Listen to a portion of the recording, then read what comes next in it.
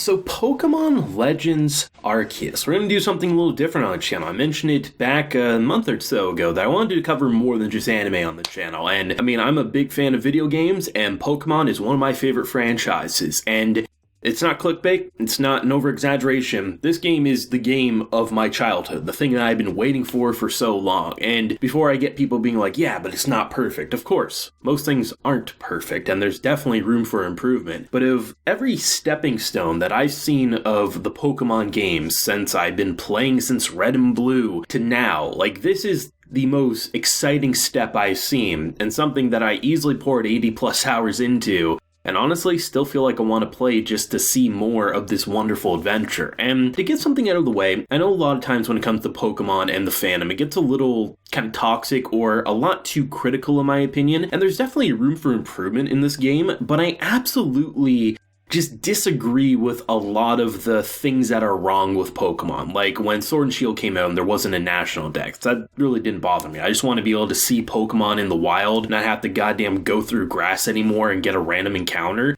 And there was a lot of things that really had me excited for the future if they didn't completely revert back to what they had before. And while I definitely think not having gyms and as many battles, in terms of like replayability, maybe you lose a bit of that, I do think in future games, whether it's another Legends game or it's just a mixture of like modern with this kind of new catching mechanics that was kind of teased in, I would say, Sword and Shield and got kind of perfected in this game, I'm very excited about the future of this. And I mean, just from the numerous quality of life changes that I think are so welcomed, one of the biggest ones is going to be not needing to trade to get every Pokemon. You can complete all Pokemon in this Pokedex without having to have a single trade partner. Every item, you have these like little backpack satchels that will continue to spawn in all the different maps. You collect those, and within like 10, you can usually afford like $1,000 item, or sometimes they're like up to $1,500. But the fact that you can get a Lincoln cable, so you know, Pokemon like, Haunter, you would normally need to trade to evolve into Gengar. Don't need to do that anymore.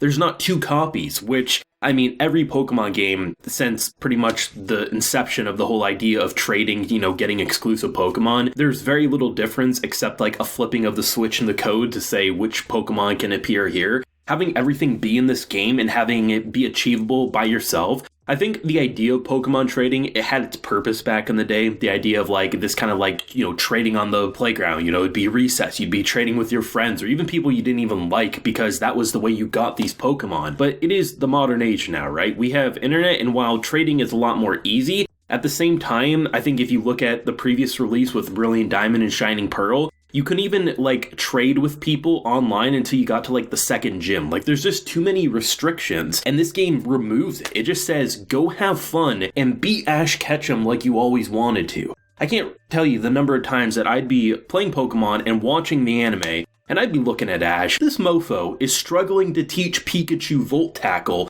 Why can't I have this level of freedom? Why can't I go and just see all these wild Pokemon? And I think for all the criticisms the Switch Pokemon games have got, from the Let's Go series to Sword and Shield, the steps that they have been showing from seeing Pokemon in the overworld to Sword and Shield's kind of like big area where you'd see all the wild Pokemon, it's something that gives it a lot more life. And having recently come off of the new Pokemon Snap, of course, this game doesn't look like new Pokemon Snap because new Pokemon Snap is literally on a railroad track. You can't move. So it's pre-programmed animation, and a big criticism this game has gotten is that it doesn't look as good as Breath of the Wild. How can this game look as shitty as it does? And personally, I don't think it looks shitty. There's definitely room for improvement. Like, I think the draw distance is far too bad, and when you're in places like caves, you just see so much clipping in the animation and art design. But in terms of the general, like, I never was looking at this game as like, damn, this game's ugly. I was like, I just wish it had a better frame rate and it had a better draw distance. Those are my two big graphical issues.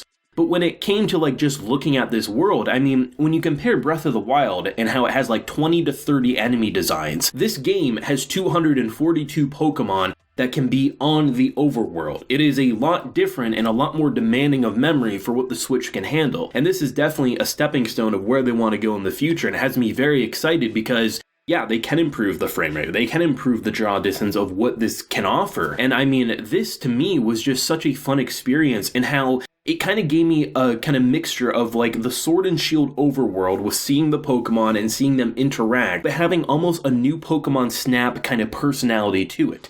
I've never cared about Bidoof, right? I mean, it's a Pokemon you would never use in my opinion. But as soon as you see them in the first section of the game, they have so much personality. I was like, I would have a pet Bidoof. I really would. They are so goddamn adorable. And the individual behaviors, some Pokemon run right up to you. Other Pokemon will flee. Starlies, they will run for the hills and you won't be able to catch them. And then there's other Pokemon like Shinx who will just want to square up with you. There's personality and the fact that you don't have to battle to catch things. You can creep in on the grass. You can throw a berry to lure them and eat them. You have all these different Pokeballs, and the fact that it's not a chore to catch things. Catching legendary Pokemon has never been that fun. Because here's the thing, you can either cheese it and duplicate Master Balls and just easily do it, or you can throw 50 goddamn Ultra Balls when they have a slither of health and you put them to sleep or you paralyze them, and you still have a fraction of a chance of catching them. Here, it is so easy to catch legendaries, and that doesn't feel like a negativity in my opinion. Like the fact that I could get Darkrai as soon as I beat the main game, and I could have Darkrai, one of my favorite Pokemon on my team, and it was just so fun to see how it was fun to complete the Pokedex, and it never felt like a chore, as you have all these different personality traits. Like, I kind of do wish you would have been able to have at least one Pokemon follow you in the overworld. I think given because you can go from flying and everything like that, I think that's probably the reason they didn't do it. But I think given that, like, Bravery as an example, that's how you fly around this overworld, if I had my Electivire out in the background, like, you could have had, like, a cart following in the distance or something. So I do hope they do, like, maybe give it a bit more personality in that case. But when you do summon all your Pokemon out, and you just see the different behaviors, some start trying to square up with each other. Electivire, I love them. He would just randomly flomp on the ground at a moment's notice. And just the individual quests just made it feel so full of life, because that's something that this game is desperately needed for some time, is a quest log and multiple quests. And you start in this village, Jubilife Village, and it's bare, there's hardly any personality. But as you do more and more, because this is an era where Pokemon have very little connection with humans, so most people are drop dead scared of Pokemon. There's this quest in this game where this old man is scared of this like little like chime Pokemon, and he's trying to find it a new home, but then ultimately just accepts that actually he probably likes it here, I'm going to keep him around. Or the Mr. Mime quest where you have to chase a Mr. Mime around town. Turns out he's actually a guardian of the gate because he's a mime, and somehow he puts up an invisible wall that Pokemon can't get through. There's just so much charm about it. And I remember the first time I did something that I thought wouldn't work, because I thought when you threw a Pokeball in the water, if it wasn't a water Pokemon, it probably wouldn't spawn. And then I saw them with these little floaties. So if you summon a water Pokemon in the water, they'll float and they'll swim. But if it's a Pokemon who can't swim, they have like a little preserve that will let them float. And there's just so many times I did goofy things in this game that I said, this is the freedom I've always wanted. There's a quest where you have this fieldlands, right? Like this farmland where you need like 3 different Pokemon. One to water, so you need like a water Pokemon. You need one that knows Rock Smash.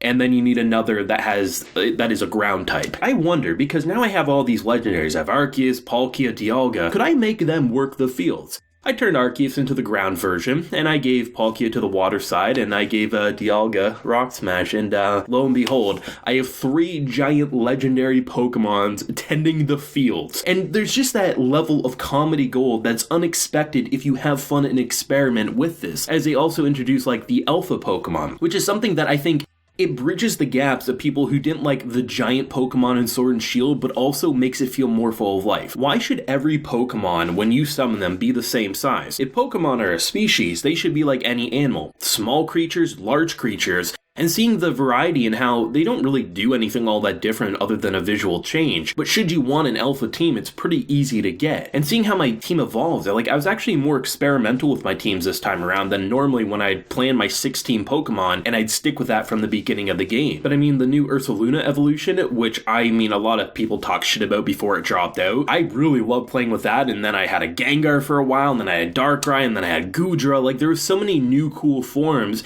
And I just found like I could experiment and make the team the way I wanted to. And even like the electric Pokemon as an example, they had like an in-world reason for being in the Icelands rather than just slapping them in yet again another electric facility. It just feels like this game, it's just what you want to see. And I think there's bound to be people who will say, oh no, there's no voice acting yet, or the draw distance isn't as great, so it's not good yet. But with the way the internet was reacting before this game came out, I thought we were just gonna have another Sword and Shield, another Pokemon game where it just gets talked down upon. But most people seem to have their prayers answered, where yeah, they want to see gyms again, but it's hard not to love this game, man, because it just feels like you want to be invested in this world. And my biggest complaints, like I said, was I wish I could see a bit farther without things popping in at the last second. I wish the frame rate was a bit better, because I honestly thought the reason maybe the draw distance wasn't going to be as good was because the frame rate was going to be a little smoother, but you get used to that as per any Nintendo game. And voice acting, I think, is something that should be there as well. But overall, I had fun, man. I always have fun with Pokemon, but this is one of the least,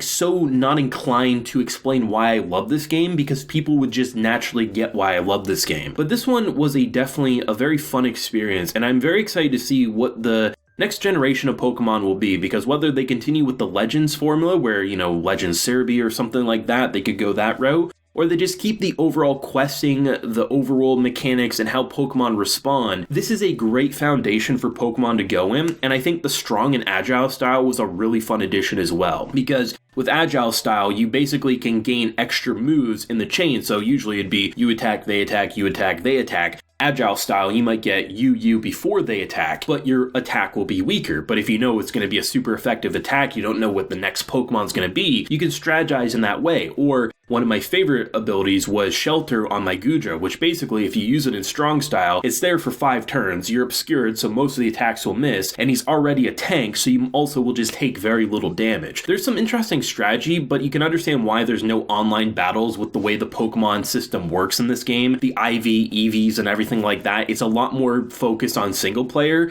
And as someone who much prefers single player, that works for me, but I can understand the criticism of maybe wanting to battle more. But at least you can replay battles and things like that at the end. And basically, whenever you fight someone, they appear in Jubilee Village if you want to go talk to the one guy, the one mentor over there. But I mean, this game was awesome. I really, really enjoyed it. It was full of personality, and I think if this is a stepping stone of where it's going to go in the future, the Pokemon franchise is going in a brilliant direction. If for some reason they blue balls us and they don't go in this direction, at the very least, I can replay this game with some of my favorite Pokemon in the entire series in this ancient time when Pokemon really were a new thing and most people feared it. And yeah, I loved it. And actually the story actually interests me, which is probably the first time I've been interested in a Pokemon story, but then again, it was kind of like an isekai story, and I'm isekai trash, so it kind of all worked out. But if you did play the game, or you just listen to my ramblings, let me know your thoughts on Pokemon Legends Arceus down below. Leave a like if you enjoyed, and if you're new around here, also be sure to subscribe. Till next time, everyone, please take care and have a good one.